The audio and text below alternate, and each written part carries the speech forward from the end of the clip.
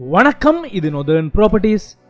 இன்றைய காணொளியில் கேகேஎஸ் பகுதியில் கேகேஎஸ் வீதிக்கு அருகாமையில் விற்பனைக்காக வந்திருக்கிற 11 பரப்புகளுடன் கூடிய வீடொன்றை பார்க்க போறோம். இந்த காணொலியை பார்ப்பதற்கு முன்பாக நீங்கள் உங்களுடைய நொதர்ன் ப்ராப்பர்ட்டிஸ் வலையொலி ஊடகத்தை சப்ஸ்கிரைப் பண்ணி வச்சுக்கொள்ளுங்க. இதே போன்ற உங்களுடைய வீடுகள் அல்லது காணிகளையும் நீங்கள் விற்பனை செய்ய விரும்பினால் எங்களுடைய அலுவலக இலக்கத்துக்கு தொடர்பு கொள்வதன் மூலமாக உங்களுடைய சொத்துக்களையும் நீங்கள் விற்பனை செய்து கொள்ளலாம். இப்ப நாங்கள் காணொளிக்குள்ள போகலாம். இந்த காணியோட அமைவிடத்தை பார்த்தீங்கன்னா இது கேகேஎஸ் வீதியிலிருந்து கிட்டத்தட்ட 75 மீட்டர் தூரத்தில் இந்த காணி வந்து அமைஞ்சிருக்குது. கேகேஎஸோட புகையிரத நிலையம் தம்சமெனா ஹோட்டல் அங்க இருந்து பார்ப்போம்னால் கிட்டத்தட்ட 1.5 கிலோமீட்டர் தூரத்தில் இந்த காணி வந்து அமைஞ்சிருக்குது. கேகேஎஸோட கப்பல் துறைமுகம் கூட இந்த வீட்டோட பாதையால நேர நாங்கள் போனோம்னால் இந்த கப்பல் துறைமுகத்துக்கு போகலாம். அதுவும் கிட்டத்தட்ட 1.5 கிலோமீட்டர் தூரத்துல இந்த கப்பல் துறைமுகம் வந்து அமைஞ்சிருக்குது. நான் அது உங்களுக்கு கூகுள் வரைபடத்துல தெளிவாக காட்டுறேன்.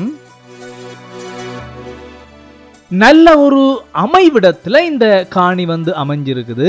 அதாவது பிரதான வீதியால போனால் நாங்கள் கேகேஎஸ் பீச்சுக்கு போகக்கூடிய மாதிரி இருக்கும். இந்த வீட்டோட கிளை வீதியால நாங்கள் போனோம் என்றால் கப்பல் துறைமுகத்துக்கு போகக்கூடிய மாதிரியான ஒரு அமைவிடத்துல இந்த காணி வந்து அமைஞ்சிருக்குது. இப்ப நான் உங்களுக்கு இந்த காணியோட வரைபடத்தை தெளிவாக காட்டுறேன். இப்ப நீங்கள் பார்க்கிற வலதுகை பக்கத்துல கேகேஎஸ் வீதி அமைஞ்சிருக்குது. அதுல இருந்து பிரதான கிளை வீதி வந்து இந்த வீடு ஓரமாக போகுது. இந்த வீட்டுக்கு அருகாமையிலையும் மற்றும் ஒரு கிளை வீதி அமைஞ்சிருக்குது. நல்ல ஒரு நீள் சதுரமான காணியாக அமைஞ்சிருக்கிறதாலையும் 2 பக்கங்களும் வந்து பாதைகளை கொண்டிருக்கிறதாலையும் இது தனித்தனியாக பிரித்து பாவிக்கக்கூடிய வகையிலையும் இந்த காணி வந்து அமைஞ்சிருக்குது. இப்ப நாங்கள் அப்படியே நடந்து போய் காணியோட உள்பகுதியில் எல்லாத்தையும் போய் பார்த்து கொண்டு வரலாம். இப்ப நீங்கள் பார்க்கறதான் கேகேஎஸ் வீதியில இருந்து வர பிரதான பாதை. இதுதான் தார் வீதியாக இந்த வீதி வந்து அமைஞ்சிருக்கிறத நீங்கள் காணொளியில பார்க்கலாம். வீட்டோட முன்பகுதியில தூணெல்லாம் கட்டப்பட்டு கதவுகள் போடப்பட்டிருக்கிறது நீங்கள் பார்க்கக்கூடிய மாதிரி இருக்குது. காணிக்கு உள்ள நுழைந்ததுமே முன்பக்கம் பெரிய ஒரு மாமரம் ஒன்று அமைஞ்சிருக்குது. நீங்கள் அதை காணொளியில பார்க்கலாம். இந்த காணிக்குள்ள பழைய இடக்கால வீடொண்டு அமைஞ்சிருக்குது. நாங்கள் முதல்ல நடந்து போய் காணியோட பின்பகுதியெல்லாம் பார்த்துட்டு வந்துட்டு அதுக்கப்புறம் வீட்டோட உள்பகுதியில பார்க்கலாம்.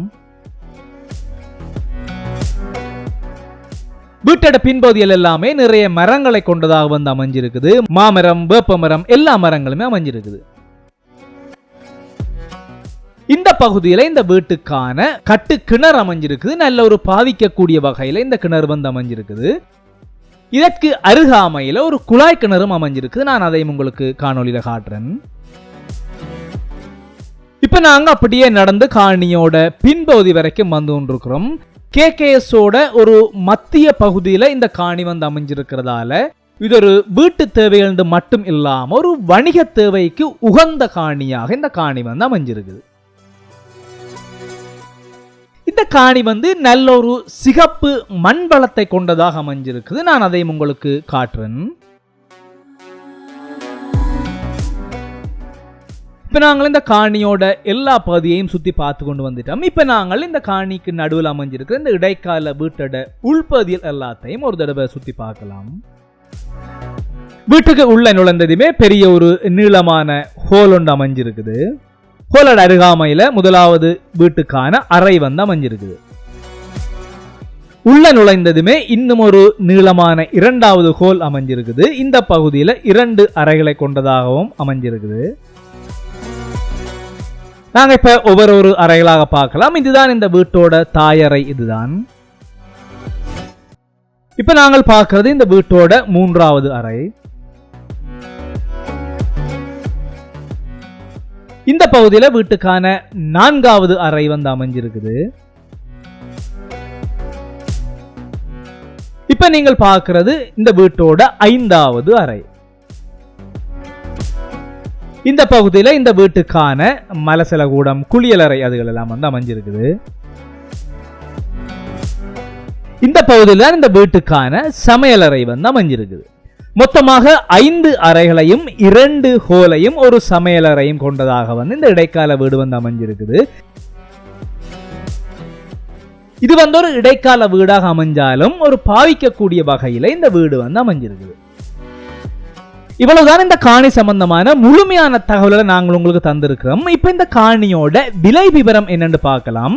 நான் ஏற்கனவே சொன்னதை போல இந்த காணி 11 பரப்புகளை கொண்டதாக அமைஞ்சிருக்குது.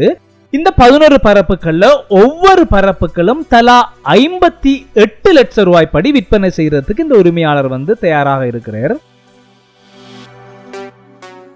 இந்த காணியை நீங்கள் வாங்க விரும்பினால் நேரடியாக இந்த காணியை பார்வையிட்டதன் பின்னதாக உரிமையாளரோட நேரடியாக பேசி விலை விவரங்களை நீங்கள் தீர்மானிச்சு கொள்ளலாம். நான் ஏற்கனவே சொன்னதை போல கேகேஎஸோட ஒரு மைய பகுதியில் கேகேஎஸ் வீதிக்கு அருகாமையில் இது அமைஞ்சிருக்கிறதால ஒரு பெரிய ஒரு ஹோட்டல் ரெஸ்டாரண்ட் அதுகள் கட்டக்கூடிய வகையில் இல்லாட்டி ஒரு பெரிய வணிக தேவைகளுக்கு பயன்படுத்தக்கூடிய வகையில் இந்த காணி அமைஞ்சிருக்குது.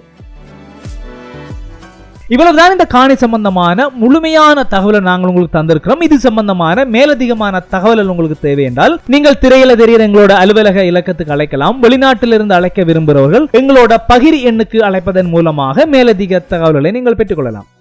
உலகெங்கும் வாழ்கிற எங்களோட தமிழ் மக்கள் இலங்கையோட வடகிழக்கு பகுதியில் எங்கே என்றாலும் இதே மாதிரியான காணிகள் அல்லது வீடுகளை வாங்க விரும்பினால் மறக்காம எங்களோட நொதர்ன் ப்ராப்பர்ட்டிஸ் வலையொலி ஊடகத்தை சப்ஸ்கிரைப் பண்ணி வச்சுக்கொள்ளுங்க. பக்கத்தில் இருக்கிற மணி குறியீட்டையும் நீங்கள் அழுத்தி வைப்பதன் ஊடாக தொடர்ச்சியாக நாங்கள் போடுற காணொலியில நீங்கள் பார்க்கக்கூடிய மாதிரி இருக்கும். இதே போன்று இன்னும் நிறைய காணிகள் வீடுகளை நீங்கள் பார்க்கணும்னால் எங்களுடைய இணையதள பக்கத்தில் போய் பார்த்துக் கொள்ளலாம். அல்லது எங்களுடைய டிக்டாக் பேஜ் அல்லது ஃபேஸ்புக் பேஜில் கூட நீங்கள் உங்களுக்கு தேவையான சொத்துக்களை தேடி கண்டறிஞ்சு கொள்ளலாம். நல்லது, இது மாதிரி ஒரு சிறப்பான காணொலியில உங்களை மீண்டும் சந்திப்போம். நன்றி.